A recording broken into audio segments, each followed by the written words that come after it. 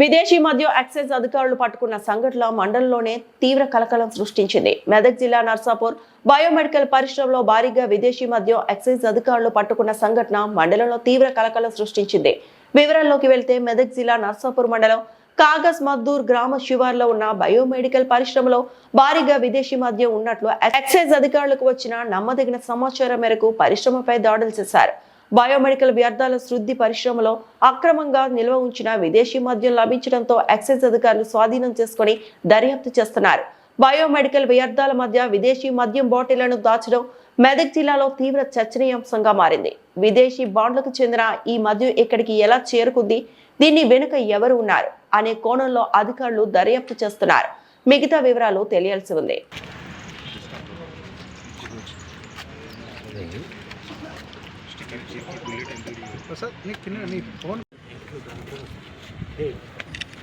జరగాలి ఇంకెంక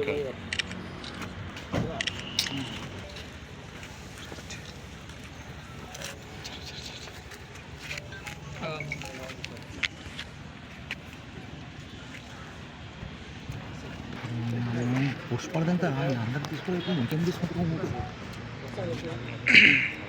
26 నాడు మన నర్సాపూర్ ఎక్సైజ్ స్టేషన్ పరిధిలోని కాగజ్ మద్దూర్ గ్రామంలో ఉన్నటువంటి Maridi bio industry private industry పైన దగ్గర తనిఖీలు నిర్వహించడం జరిగింది.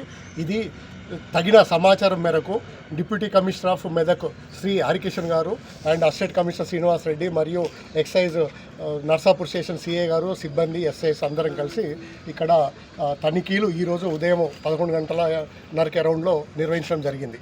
బయో ఏదైతే ఇక్కడ ఇండస్ట్రీ ఉందో మారిడి ఇండస్ట్రీ పక్కన ఉన్నటువంటి సర్వెంట్ పక్కన రూమ్లలో ఉన్నది నకిలీ మద్యము నాన్ డ్యూటీ పెయిడ్ లిక్కర్ ఉందనే సమాచారం పైన అక్కడ తనిఖీలు నిర్వహించడం జరిగింది.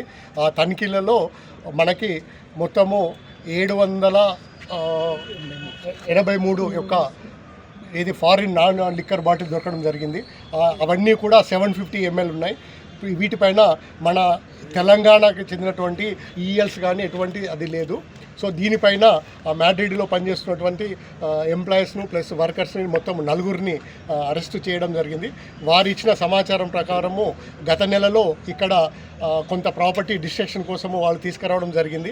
ఆ డిస్ట్రక్షన్ అయిన తర్వాత సందర్భంలో కూడా కొంత లిక్కర్ని వర్కర్స్ వాళ్ళు పక్కన పెట్టారు అనే సమాచారం జరిగింది.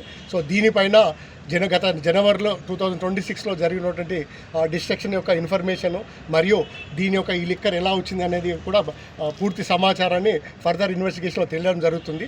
ఈరోజు సీజ్ చేసినటువంటి 783 బాటిళ్ళ యొక్క వర్త్ సుమారు 40 లక్షల రూపాయలు ఉంటుంది.